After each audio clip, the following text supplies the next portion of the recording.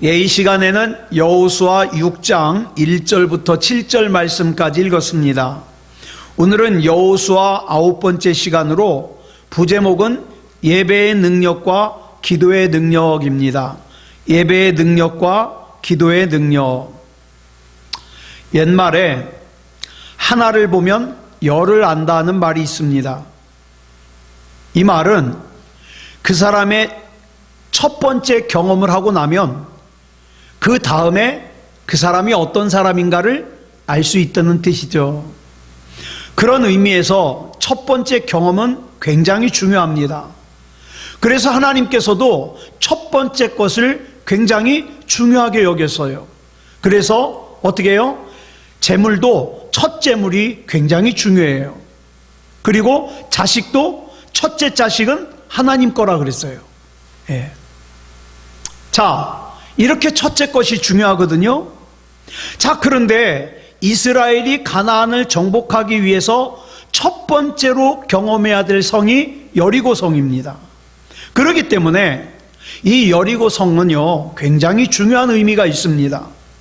고고학자들에 의하면 이 여리고성이 얼마나 튼튼한지 이 여리고성의 벽이 이중으로 되어 있어요. 이중으로. 안쪽에 있는 성벽의 두께가 4m, 성벽 두께가 4m. 그 다음에 바깥쪽의 성벽의 두께가 2m. 그리고 두 성벽의 간격은 약 5m가 떨어져 있대요. 그리고 이 성벽의 높이가 9m랍니다. 얼마나 튼튼하겠어요. 예. 이런 성을 뭐라고 부르냐? 철옹성이라고 부릅니다. 그런데 이스라엘 백성은 이 성을 정복해야 돼요. 힘들다고 이 성을 정복하지 않으면, 이 성을 피해서 돌아가면 그 다음 성으로 전진할 수가 없습니다. 그렇기 때문에 이스라엘 백성이 가나안에 들어가기 위해서 했던 전쟁 중에 가장 중요한 전쟁을 들어라. 그러면 뭘 들 수 있느냐? 여리고성과의 전쟁을 들 수 있어요. 가장 중요한 전쟁이에요. 왜? 첫 전쟁이니까. 가나안에서의 첫 번째 전쟁이니까. 게다가 이 여리고성은요, 철옹성인데다가 이 성 안에 식량도 많은 것 같아요. 물도 많은 것 같아요. 그래서 이 여리고성 사람들이 성문을 걸어 잠그고 밖으로 나오질 않아요.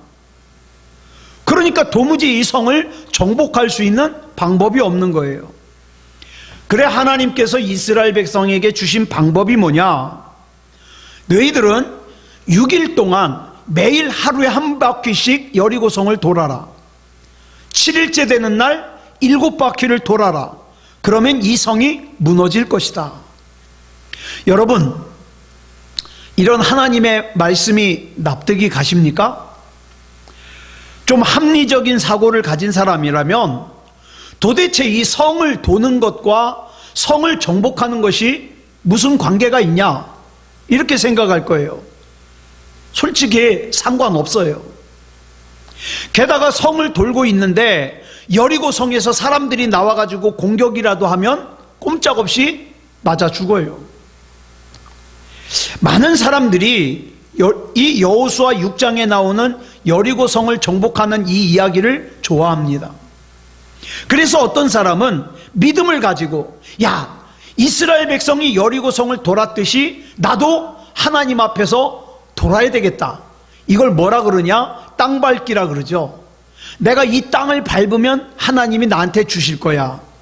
자, 그런데 보세요. 성경을 보면 남의 땅을 밟아가지고 내 땅으로 만든 경우는 이 여리고성 한 번밖에 없어요. 여리고성 한 번밖에. 하나님께서는 여리고성에서만 이 전략을 쓰셨지, 그 다음 아이성에서는 무슨 전략을 쓰셨어요? 매복을 했습니다. 몰래. 그리고 여호수아 10장에 나오는 아모리 사람들과의 전쟁에서는 태양을 멈추게 하는 기도를 했습니다. 그러니까 여러분 보세요. 성경을 보면 싸울 때마다 달라요. 싸울 때마다. 만약에 여리고성을 정복한 것이 이것이 다 통하는 거라면 아이성에 가서도 돌면 되잖아요. 그렇죠? 아모리와 싸울 때도 돌면 되잖아요. 근데 아니요. 그거는 여리고성에게만 해당하는 거예요. 일반적인 것이 아니에요. 만약에 이런 사건이 일반적이라면 또 여러분, 이스라엘 백성이 홍해를 가르고 건넌 것이 일반적인 사건이라면 저와 여러분이 제주도 갈 때 비행기 탈 필요 없어요. 어떡합니까? 저 바다 앞에 가가지고 기도하면 바다가 갈라질 거 아니에요? 그럼 차 타고 가면 되죠. 근데 그건 그런 일반적인 사건이 아니거든요.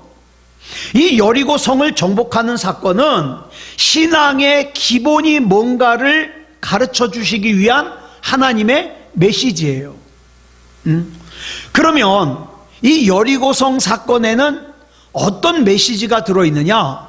하나님께서 예배의 능력과 기도의 능력을 붙들라는 거예요. 예배의 능력과 기도의 능력을 붙들어라. 이제 가나안 땅을 정복해 가려면 많은 전쟁을 해야만 하는데 그 과정에서 가장 중요한 것이 뭐냐? 예배의 능력과 기도의 능력이라는 거예요. 자, 그러면 둘 중에 먼저 예배의 능력을 살펴보겠습니다. 본문에서 여리고성을 정복하는 이 방식은 가만히 보면 예배예요. 예배의 형식을 가지고 있어요. 하루에 한 바퀴씩 돌았다는 건 뭡니까? 매일같이 예배를 드리는 거예요. 일곱째 날 7바퀴를 돌았다는 건 뭡니까? 평상시 예배를 6일 동안 드리고 7째 날에는 주일 예배를 특별하게 드렸다는 거죠. 그리고 실제로 여리고성을 한 바퀴 도는데 걸리는 시간이 약 1시간 걸린대요. 자, 본문 3절로 5절까지 보겠습니다. 시작. 너희 모든 군사는 그 성을 둘러 성 주위를 매일 한 번씩 돌되 엿새 동안을 그리하라. 제사장 7은 7 양각 나팔을 잡고 언약궤 앞에서 나아갈 것이요 7째 날에는 그 성을 7번 돌며 그 제사장들은 나팔을 불 것이며 제사장들이 양각 나팔을 길게 불어 그 나팔 소리가 너희에게 들릴 때에는 백성은 다 큰 소리로 외쳐 부를 것이라. 그리하면 그 성벽이 무너져 내리리니 백성은 각기 앞으로 올라갈지니라 하시매. 자, 앞에서 제사장이 나팔을 불면 이스라엘 백성은 큰 소리로 외치라 그랬어요. 뭡니까? 예배를 드리고 있는 거예요. 예배를. 그리고 그 행렬의 맨 앞쪽에는 뭐가 있느냐? 언약궤가 있습니다. 여러분, 이 언약궤가 뭘 상징한다 그랬죠? 하나님의 임재를 상징한다 그랬어요. 여러분, 저와 여러분이 모여서 예배를 드릴 때 하나님의 임재가 없으면 이거 헛짓거리예요. 하나님의 임재가 있어야 진짜 예배다운 예배입니다. 자, 그러면 이 언약궤는 뭘 상징하냐? 하나님의 임재를 상징하면서 또한 하나님의 말씀을 상징합니다. 이 언약궤가 이스라엘 백성 맨 앞에 섰어요. 이것은 저와 여러분이 살면서 하나님의 말씀보다 앞서면 안 된다는 뜻이에요. 하나님의 말씀보다 앞서면 안 된다. 하나님의 말씀이 반드시 내 앞에 가야 된다. 자, 본문 6절 보겠습니다. 시작. 눈의 아들 여호수아가 제사장들을 불러 그들에게 이르되 너희는 언약궤를 메고 제사장 7은 양각 나팔 7을 잡고 여호와의 궤 앞에서 나아가라 하고, 이스라엘이 여리고성을 돌 때 이스라엘 백성 앞에 맨 앞에 하나님의 언약궤가 서 있어요. 이 하나님의 언약궤는 뭐가 들어있느냐? 십계명이 적혀있는 돌판이 있고 만나를 담은 항아리가 있고 아론의 쌍난 지팡이가 있어요. 더 정확하게 말하면 언약궤 안에는요 하나님의 십계명이 적혀있는 돌판만 들어있어요. 그러면 만나를 담은 항아리는 그 앞에다 놨어요. 아론의 쌍난 지팡이는 옆에다 세워놨어요. 그러니까 사실은 하나님의 언약궤 안에 들어가 있는 건 뭡니까? 십계명을 쓴 돌판만 있는 거예요. 무슨 뜻입니까? 하나님의 말씀이 앞장서는 인생을 살아라 이 말이에요. 사람들 가운데 그런 사람들이 있어요. 일단 자기 마음대로 일을 저질러요. 그런 다음에 어떻게 합니까? 하나님의 말씀으로 자기의 행동을 합리화시켜요. 예를 들면 지난번에 우리가 주일날 나눈 말씀 중에 엘리사 선지자의 사환 게하시가 집으로 돌아가는 나아만 장군을 쫓아가서 외투 2벌과 그죠? 은을 받아가지고 왔죠. 자기 욕심 때문에 쫓아갔으면서 뭐라 그럽니까? 하나님의 이름을 두고 내가 맹세한다, 이렇게 합리화를 시켜요. 예. 이런 사람들이 많아요. 말이야 맞출 수 있겠죠. 내가 왜 그런 행동을 해야만 했는지. 그렇지만 순서가 바뀐 인생은 앞으로 전진할 수가 없어요. 그리고 그렇게 사는 사람은 험난한 인생을 살 수밖에 없어요. 예. 그렇기 때문에 우리는 아무리 급해도 어떻게 해요? 하나님의 말씀이 앞장서야 돼요. 여러분, 말과 마차가 갑니다. 급하다고 말보다 마차가 앞서면 돼요, 안 돼요? 안 되죠. 그럴 수 없죠. 아무리 급해도 어떻게 해요? 말이 앞에서 끌고 가야 되죠. 마찬가지예요. 저와 여러분의 인생은 하나님의 말씀이 끄는 인생을 살아야 된다. 그래서 하루를 시작하기 전에 하나님의 말씀을 앞세우는 인생을 살아야 된다. 시편 127편 1절을 보면 여호와께서 성을 지켜주셔야만 파수꾼이 잠도 안 자고 경성하면서 이 성을 지키는 것이 허사가 되지 않는다고 말씀하고 있어요. 여호와께서 성을 지켜주시는 삶을 살려면, 여호와께서 내 인생을 지켜주시는 삶을 살려면, 여호와께서 우리 가정을 지켜주시는 삶을 살려면 여호와께서 앞서가시고 그 뒤를 따라가는 삶을 살아야 돼요. 그러면 여호와께서 앞서가시는 인생은 어떻게 살아야 되냐? 매일매일 인생을 하나님의 인도하심을 받아야 되는데, 그것이 뭐냐? 하나님의 말씀의 인도를 받아야 된다, 이 말이에요. 1년 다 지나도록 말씀 한 구절도 안 읽으면서 어떻게 하나님의 말씀의 인도를 받겠습니까? 자, 보세요. 우리 인생 앞에는요, 분명히 견고한 여리고성이 도사리고 있어요. 지금 현재 여리고성에 맞닥뜨린 사람도 있을 것이고, 제가 분명히 예언하는데 앞으로 여리고성 같은 문제를 만납니다. 그런 여리고성 같은 문제를 만났을 때 우리는 그 문제를 어떻게 해결할까요? 오늘 본문 말씀이 우리에게 주시는 게 뭡니까? 예배의 능력으로 무너뜨려야 된다는 거예요. 예배를 드리면 무너진다는 거예요. 예배의 능력보다 더 강한 것이 없다는 거예요. 그러니까 우리가 예배를 1시간 드려도 어떡합니까? 마음을 다하고 뜻을 다하고 중심을 다하여 진지하게 그렇게 예배를 드려야 되는 거죠. 우리 인생의 많은 문제들이 예배만 잘 드려도 해결이 됩니다. 예배만 잘 드려도. 예? 문제가 있습니까? 예배에 더 집중하면 문제가 해결이 돼요. 예배에는 하나님께서 주시는 독특한 능력이 있습니다. 그러므로 살아있는 예배를 내가 드릴 수 있다. 복이에요. 어떤 사람은 그런 예배를 드릴 능력이 없어요. 왜? 집중력도 흐트러지고 하나님 앞에 집중할 수 없으니까. 그러니까 내가 살아있는 예배를 드린다? 그거 복이에요, 복. 우리 앞에 예배라고 하는 언약궤가 있을 때 이 언약궤를 절대로 떠나면 안 됩니다. 이 예배를 통하여 우리 인생의 문제들을 해결할 수 있어요. 예. 우리가 잘 아는 얘기인데, 역대하 20장을 보면 모압과 암몬이 이스라엘을 쳐들어왔어요. 이때의 왕이 누구냐? 여호사밧 왕인데, 자, 모압 하나만 쳐들어와도 굉장히 강하거든요. 근데 모압과 암몬이 함께 연합군을 편성해서 쳐들어왔어요. 어떻게 할까? 그러다가 여호사밧 왕이 성가대를 세웠어요. 성가대. 자, 이 여호사밧 왕을 중심으로 한 이스라엘은 칼과 창과 단창을 앞장 세우고 나아간 것이 아니라 예배를 앞장 세우고 나간 거예요. 예배를. 그랬더니 하나님께서 대신 싸우셔서 모압과 암몬 연합군이 거의 다 전멸하다시피 했습니다. 자, 이 싸움도 마찬가지예요. 전쟁을 할 때는 항상 성가대를 앞세우라는 말이 아니에요. 성가대가 무슨 총알바지입니까? 전쟁할 때마다 앞세우게? 아니에요. 이 역대하 20장에 나오는 이 사건도 마찬가지예요. 특별한 경우예요.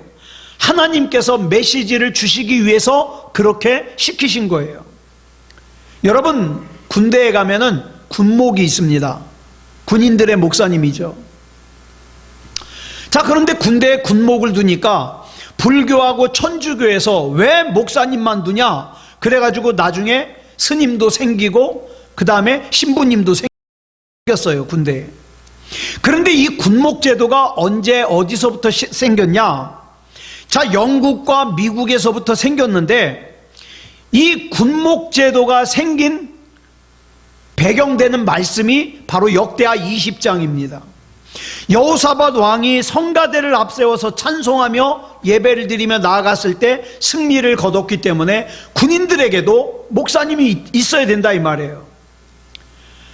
여러분, 뭡니까? 전쟁의 승리는 예배에 있다는 거예요. 예배에. 예? 예배다운 예배. 우리의 삶도 마찬가지예요. 승리하는 인생을 살고자 하면 예배다운 예배를 드려야 됩니다. 예배를 해치우는 게 아니라 예배다운 예배를 드려야 됩니다. 나 혼자 있을지라도 예배다운 예배를 드려야 됩니다. 그래야 승리하는 인생을 살 수 있어요. 우리 인생에서 뭔가가 잘 풀리면, 또 잘 안 풀리면 기본으로 돌아가야 돼요. 기본. 그 기본이 뭐냐? 예배입니다. 내 인생이 잘 나가도 예배를 잘 드려야 돼요. 내 인생이 잘 안 풀려도 예배를 잘 드려야 돼요.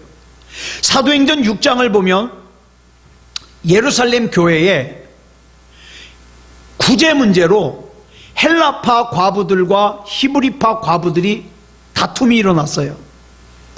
왜 히브리파 과부들만 도와주고 헬라파 과부들은 안 도와주냐 이 말이에요. 다툼이 일어났어요. 이때 베드로가 내놓은 결론이 뭐냐 하면, 우리가 기본을 떠나서 이랬기 때문에 이런 문제가 생겼다는 거예요. 그렇기 때문에 우리가 기본으로 돌아가는 게 옳다, 이렇게 얘기를 해요. 사도행전 6장 4절을 보니까 그 기본이 뭐냐 이렇게 얘기를 합니다. 시작. 우리는 오로지 기도하는 일과 말씀 사역에 힘쓰리라. 사도로서의 기본으로 돌아가겠다는 거예요. 이렇게 기본으로 돌아갈 때 능력이 있다는 겁니다.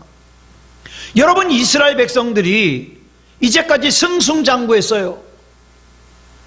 적군을 만나면 아말렉을 물리쳤어요. 목이 마르면 반석에서 물이 나왔어요. 하늘에서 만나가 내려가지고 먹을 걱정이 없어요. 자, 근데 여리고성을 만났는데 사실은 여리고성 사람들이 지금 두려워서 벌벌벌 떨고 있어요. 왜? 이스라엘 백성이 여기까지 오면서 어떻게 했는지를 잘 알고 있거든요. 자, 그런데 어느덧 이스라엘 백성 이 속에 어떤 마음이 들어가기 시작했냐? 굉장히 자기들이 잘나서 그동안 전쟁도 이겼고, 그 다음에 또 뭐예요? 이 여리고성도 나중에 여리고성도 무너뜨려서 정복할 수 있어서 누가? 내가 교만한 마음이 스물스물 드는 거예요. 그래서 하나님께서 그 이스라엘 백성에게 주시는 메시지가 뭐냐? 그게 아니라는 거예요. 예배를 잘 드리면 하나님께서 힘을 주셔서 승리하는 거지 네가 잘나서 그런 거 아니다. 하나님께서 너희를 왜 택했느냐? 너희 민족이 강해서 택한 것도 아니고 너희 민족이 잘나서 택한 것도 아니다. 오히려 작아서 힘이 약해서 너희를 택했다. 왜? 누가 일하기 때문에? 하나님이 일하시기 때문에. 이걸 가르쳐 주려고 여리고성을 정복하는 과정을 통해서 이스라엘을 교육하시는 거예요. 만약에 여기서 야, 내가 이제까지 예배의 힘으로 여기까지 왔는데 여기에 다른 힘이 합쳐지면 얼마나 내가 더 강해질까? 내가 공부도 더 잘하고 내가 능력 있는 사람들도 만나고 그러면 아마 더 강해질 거야? 이런 유혹을 받기가 쉬워요. 그런데 그것은 약해지는 지름길이에요. 사랑하는 여러분, 진짜 능력 있는 인생을 사시고 싶으면 하나님만 바라보십시오. 하나님만. 예배다운 예배를 드리십시오. 그러면 하나님의 약속하신 대로 승리할 수 있습니다. 그 다음 두 번째로는 기도의 능력입니다. 하나님께서 이스라엘 백성에게 여리고 성을 도는 동안 입 다물으래요. 침묵하래요. 오직 들리는 소리는 무슨 소리밖에 없습니까? 제사장이 부는 양각 나팔 소리밖에 없어요. 자, 본문 10절 보겠습니다. 시작. 여호수아가 백성에게 명령하여 이르되 너희는 외치지 말며 너희 음성을 들리게 하지 말며 너희 입에서 아무 말도 내지 말라. 그리하다가 내가 너희에게 명령하여 외치라 하는 날에 외칠지니라 하고. 상식적으로 여러분, 군인이 사기가 오르려면 어떻게 해야 돼요? 소리를 질러야 돼요. 으쌰 으쌰 해야 힘이 나죠. 그런데 하나님께서 입 다물으래요. 침묵하래요. 왜 그럴까요? 이 영적인 법칙이 참 오묘합니다. 사람의 음성이 중단돼야만 하나님의 음성을 들을 수가 있어요. 그런데 이런 위기의 상황에 침묵하는 게 절대 쉽지 않아요. 자, 여러분들이 어려운 일 만났어요. 침묵하는 게 쉬워요? 아니요. 이 사람 저 사람 찾아다니면서 내 힘든 얘기, 내 사정 얘기하는 게 더 쉽지. 그러면 막 내가 얘기하면 내가 굉장히 좋아지는 것 같아. 그 사람이 내 말에 동조하면 내가 더 편해지는 것 같아. 그런데 하나님은 침묵하래요. 네. 이 또한 하나님을 신뢰하지 못하는 사람은 순종할 수 없어요. 위기의 순간에 잠잠히 하나님만 바라볼 수 있는 것은 영적으로 훈련된 사람들만 그렇게 할 수 있어요. 아무 소리도 들리지 않는데 제사장의 양각 나팔 소리만 들립니다. 그렇게 성을 돌면서 기도했겠죠. 믿음의 훈련이 되지 못한 사람은요, 벌써 어려운 일 만나죠. 얼굴 색깔부터 변해요. 불평, 불만, 원망. 그런데 이스라엘 백성들이 왜 광야에서 40년 동안 방황했습니까? 원망하느라고. 왜 출애굽 1세대가 여호수아와 갈렙만 빼고 광야에서 다 죽었습니까? 원망하다가. 지금 하나님께서 여리고성을 돌게 하면서 주시는 메시지가 뭐냐? 어려움을 만났니? 너한테 어려운 일이 있니? 입 다물으라 이 말이에요. 문제 앞에서 잠잠하라 이 말이에요. 시편 62편 5절을 보겠습니다. 시작. 나의 영혼아 잠잠히 하나님만 바라라. 무릇 나의 소망이 그로부터 나오는도다. 아멘.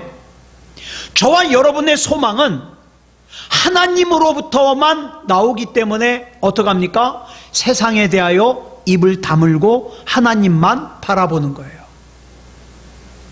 나의 구원이신 하나님만 바라봅니다. 나의 힘이요, 나의 능력이요, 나의 피할 바위요, 나의 요새 되시는 하나님만 바라봅니다. 하나님만 바라보는 거예요. 어떤 사람이 이렇게 할 수 있느냐? 영적으로 훈련된 사람이 이렇게 할 수 있어요. 영적으로 훈련되지 않으면 어떡합니까? 이 사람 저 사람 찾아다니면서 얘기해야 되겠죠. 그래서 영적으로 성숙한 사람을 보잖아요. 어려운 일을 만나면 조용해져요. 조용해져.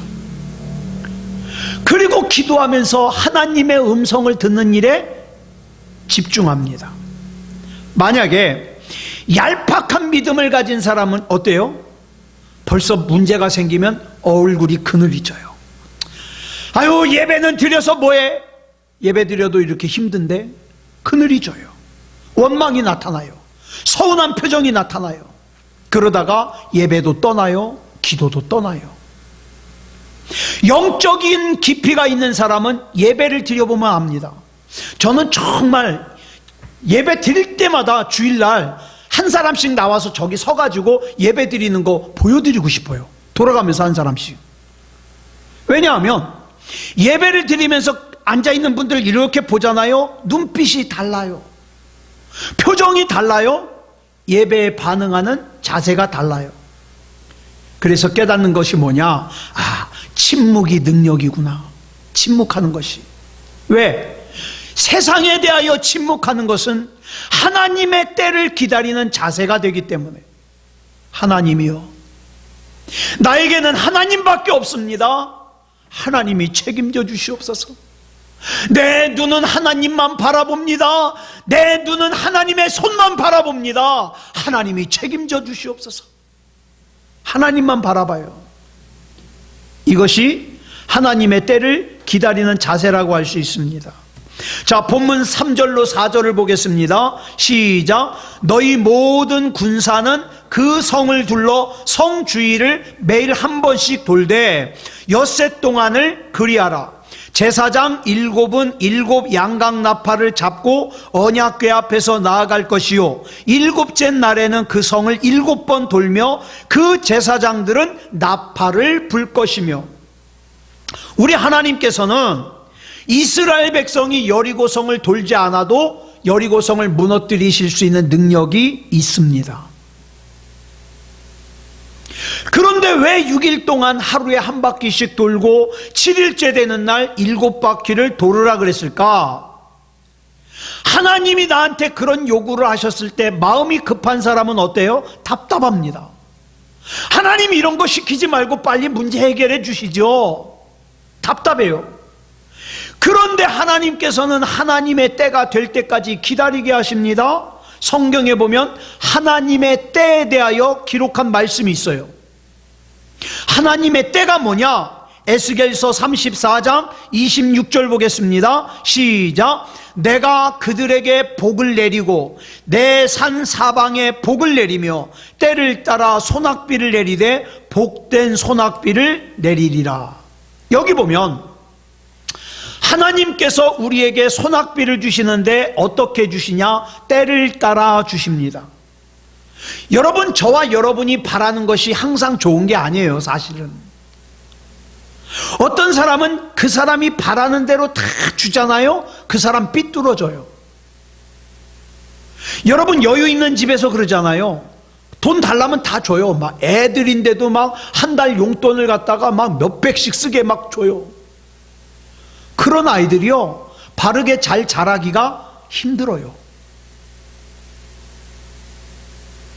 하나님께서도 저와 여러분이 원하는 거 그대로 다 들어주실 능력이 있어요. 그럼에도 불구하고 기다리십니다. 그리고 어떻게 해결해 주십니까? 때를 따라 주십니다. 왜요? 가물었을 때 비가 내리는 것은 좋지만 홍수를 만나가지고 아직 복구도 덜 됐는데 비가 오잖아요. 원망스러워요. 똑같은 비인데 어떤 비는 감사한데 어떤 비는 원망스러워요. 그런데 우리가 그걸 분간할 능력이 없어요. 어떤 게 나에게 영적으로 더 유익한지 분간할 능력이 없어요. 내 지금 생각에는 난 주머니에 돈 1,000만 원만 있으면 난 정말 복 있을 것 같아, 행복할 것 같아. 아니요, 어쩌면 내 주머니에 돈 1,000만 원이 있어서 그 인생이 타락할 수도 있다 이 말이에요. 그래서 하나님이 때를 따라 주시는 거예요. 때를 따라. 그렇기 때문에 우리는 하나님의 때를 기다릴 줄 알아야 돼요. 여러분, 아브라함이 결정적으로 실수한 게 뭡니까? 하나님의 때를 못 기다렸어요. 하나님께서 분명히 아들을 주신다고 약속하셨는데 하나님의 때를 기다리지 못해서 아내 사라의 몸종 하갈을 갖다가 자기 아내로 맞아가지고 아들을 낳네. 그 아들이 누구예요? 이스마엘이죠. 그 이스마엘의 후손이 지금의 중동 사람이에요. 두고두고 이스라엘을 괴롭히고 있다 이 말이에요. 이스라엘의 첫 번째 왕이 누굽니까? 사울이죠. 조금만 기다리면 될 것을, 하나님의 때를 조금만 기다리면 될 것을 그걸 기다리지 못하고 선지자가 오지 않았다 그래서 어떻게 해요? 자기가 제사를 집례하다가 어떻게 해요? 몰락하기 시작합니다. 이런 이유로 악한 마귀는 자꾸만 저와 여러분의 마음속에 조급한 마음을 줘요. 너 언제까지 기다릴래? 너 그렇게 기다리기만 하다가 망하면 어떡할 거야? 자꾸 조급한 마음을 줘요. 저와 여러분은 그런 마귀의 유혹에 넘어가지 말고 하나님의 때가 되기까지 원망하지 말고 불평하지 말고 섭섭해하지 말고 기도하면서 기다릴 줄 알아야 돼요. 이게 믿음다운 믿음이라고요. 악한 마귀는 자꾸만 원망하게 합니다. 섭섭하게 합니다. 그래서 어떻게 해요? 하나님의 때를 기다리지 못하게 합니다. 사랑하는 여러분, 여리고 성을 갖다가 돈다. 하나님의 뜻을 모르는 사람들이 볼 때는 어떻게 해요? 바보 같은 짓이에요. 저 성을 돈다고 밥이 나와 떡이 나와? 저 성을 저렇게 돈다고 뭐가 될까? 됩니다. 돼요. 우리는 결과를 아니까 나 같아도 돌겠다 그러지. 그런데 여러분, 만약에 결과를 모른다고 해보세요. 이상한 짓이에요. 전쟁을 하러 와가지고 맨날 성이나 돌고 있어요. 이상하잖아요. 사랑하는 여러분, 저와 여러분이 믿음다운 믿음을 가지고 사는 거 세상 사람들이 볼 때는 미련해 보여요. 금요일날 이 시간에 나와가지고 예배하고 기도하는 거 미련해 보여요. 그러나 여러분, 우리는 하나님의 방법으로 하나님의 때를 기다리는 거예요. 오늘 이 시간에 하나님 앞에서 기도하실 때에 하나님, 다른 사람들이 나를 답답하게 보고 바보같이 보는 거 그거 상관없습니다. 하나님이 여리고성을 도르라 그랬으면 저 돕니다. 하나님께서 예배의 능력을 믿으라 그랬으면 전 예배의 능력 믿습니다. 하나님께서 기도의 능력을 믿으라 그랬으면 저 기도의 능력 믿습니다. 저 말 잘 못합니다. 하지만 이 밤에 하나님의 약속을 믿고 기도의 능력을 믿고 부르짖어 기도할 때 하나님 역사해 주시옵소서. 내 사랑하는 사람들 구원해 주시옵소서. 내 앞에 있는 여리고성이 무너지게 하여 주시옵소서. 하나님의 뜻을 이루어 주시옵소서. 사람들이 볼 때는 저 여리고성을 정복하는 것이 불가능해 보이지만 나는 사람들이 진단하는 것 따라가는 것이 아니라 하나님께서 나에게 명하신 것을 따라가니 하나님께서 역사해 주시옵소서. 여러분, 기도 능숙하게 잘 못해도 괜찮아요. 나 하나님 믿습니다. 하나님께서 해결해 주시옵소서. 사랑하는 아무개 구원해 주시옵소서. 내 앞에 있는 답답한 이 문제 하나님께서 해결해 주시옵소서. 나는 하나님만 바라봅니다. 이렇게 기도하는 이 밤이 되기를 바랍니다. 기도하겠습니다. 사랑의 아버지 하나님, 감사합니다. 오늘 여호수아서 6장을 살폈습니다. 우리 앞에는 여리고성같이 정말 내 힘으로는 해결할 수 없는 그런 문제들이 산적해 있습니다. 때로는 답답하고 때로는 절망스럽고 때로는 힘들고 때로는 눈물이 납니다. 그러나 주님, 거기에서 의기소침해서 주저앉지 말게 하시고 예수 그리스도 이름으로 일어서게 해 주시옵소서. 하나님이 말씀하신 것이 이해가 안 되고 납득도 안 되고 때로는 어리석어 보일지라도 하나님의 뜻대로 순종하게 해 주시옵소서. 하나님께서 하나님의 때에 하나님의 방법으로 반드시 하나님의 일을 이루신다는 것을 의심하지 말게 해 주시옵소서. 이 밤에 함께 계셔 주시옵소서. 이 밤에 능력이 나타나게 하여 주시옵소서. 이 밤에 기적이 일어나게 하여 주시옵소서. 하나님이 역사하여 주시옵소서. 우리 주님께서 붙잡아 주실 줄 믿사오며 그리스도 예수님의 이름으로 간절히 기도드려 싸움나이다. 아멘.